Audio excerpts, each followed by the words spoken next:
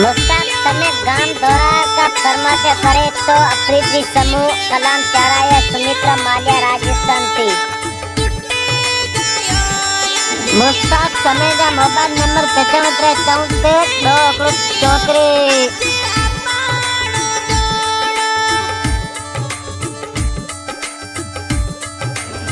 हाँ मुस्ताक समा हाँ मौज MH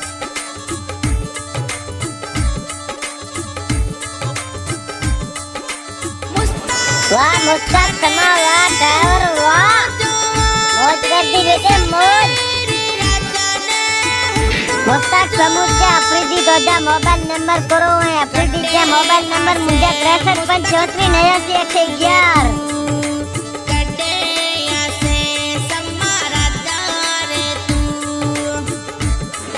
वाह समा राजा वाह मुस्ताक समा राजा वाह। मुस्ताक समय जो दोस्त अफरीदी समूह गांव दौरा थी कलाम चारायो राजस्थान सुमित्रा माल्या। मुस्ताक समय जी जानू चेती MH कदे ही जा रही।